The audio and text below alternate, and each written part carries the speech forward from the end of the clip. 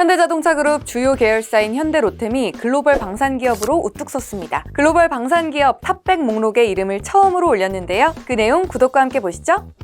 미국 국방 전문 매체 디펜스 뉴스가 발표한 2024년 100대 방산기업 리스트에 따르면 현대로템은 올해 처음으로 글로벌 방산기업 탑100 목록에 이름을 올렸습니다. 지난해 방산 부문 매출에서 전년 대비 47% 두 자릿수 증가한 12억 765만 달러를 기록하며 73위로 신규 진입했는데요. 전체 매출은 27억 4,528만 달러로 이 가운데 방산 부문 매출이 차지하는 비중은 44%로 나타났습니다. 하나는 26위에서 19위로 7계단 상승했는데요. 지난해 방산 부문 매출에서 총 64억 1,893만 달러를 기록했습니다. 이는 전년 대비 42% 확대된 수치죠.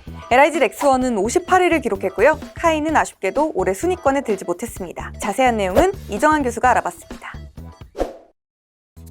방위산업은 첨단 기술이 필요하고요. 정밀성 역시 굉장히 고도로 요구되기 때문에 진입장벽이 높습니다. 그만큼 이제 중소기업들은 하기 어려운 상품이라고 보시면 될 것 같고요. 그다음에 생산과 연구개발을 위해서 초기 자본이 많이 필요하고 지속적인 투자가 안 되면은 어떤 스펙들을 맞출 수가 없기 때문에 좀 대규모 투자가 필요한 산업. 그리고 이제 설비 역시 어느 정도 유지하지 않으면 물품을 낼 수가 없기 때문에 고정 비율도 높은 산업으로 알려져 있습니다. 정부는 이제 국방을 유지하기 위해서 세비를 지출하고요. 아무래도 첨단 산업이 발전됨에 따라서 이런 세비 지출 역시 조금 증가하는 경향이 있을 수밖에 없다라고 보시면 될 것 같습니다. 방산 자체는 이제 정부의 지원 등을 통해서 매출과 마진이 어느 정도 보장이 되는 이런 상황이고요. 정부가 수요하고 공급 역시 이제 특정 기업들에서 공급이 일어나는 독과점적인 성격, 그러니까 계속적으로 현금 흐름을 안정적으로 만들어낼 수 있는 이런 산업이라고 보시면 될 것 같습니다. 또 국산화율 역시 계속적으로 높여가고 있기 때문에 우리나라 방산업체의 어떤 영향 역시 증가하고 있다라고 보시면 될 것 같고요. 예전에는 사실 북한에 관련이 많았는데 지금 북한하고는 좀 관련성이 떨어진 이런 산업들, 그러니까 약간 디커플링이 진행되고 있는 이런 상황이다라고 보시면 될 것 같습니다. 최근에는 방산이 수출에 대해서도 좀 인기를 끌고 있다라고 보시면 될 것 같고, 사실 민간 경제 상황이라기보다는 지정학적 리스크 같은 것들이 더 중요한 상황이고, 특히나 방산 수출 같은 경우는 단독 제품이 아니라 전체 무기 체계와 연관성 같은 것도 중요하고 수출 통제 같은 것도 받는 이런 상황이라서 지속적으로 네트워킹을 하고 수출을 하는 이런 상황들이 중요할 수밖에 없다라고 아마 이해하시면 되지 않을까 이렇게 생각합니다. 근데 이제 최근에 지정학적 리스크 같은 것들이 커지게 되고 방산 수출에 대한 수요가 증가하면서 우리나라 대기업들이 좀 혜택을 볼 수 있는 이런 상황이 되었다라고 정도는 말씀드릴 수 있을 것 같아요. 방산이란 것은 공급 역시 약간 독점적인 성격이 있고요. 대신에 정부가 이제 가격을 높게 쳐주진 않기 때문에 수익률이 한계는 있다. 이런 특징이 분명히 있다라고 이해하시면 될 것 같고, 대신에 지정학적 리스크에 따라서 수출이 중요하게 되고, 한번 수출이 네트워킹이 형성되면은 무기 체계의 어떤 시스템상 지속적으로 수출이 갈 수 있는 이런 구조까지 되는 어떤 산업이다라고 보시면 될 것 같습니다. 수익의 안정성 차원이라든지 계속적인 투자를 통해서 R&D 같은 것들을 할 수 있는 이런 여건들이 이제 대기업에 유리하기 때문에 대기업들이 지속적으로 참여하고 있는 이런 산업이다라고 아마 이해하시면 되지 않을까 생각을 할 수 있을 것 같습니다.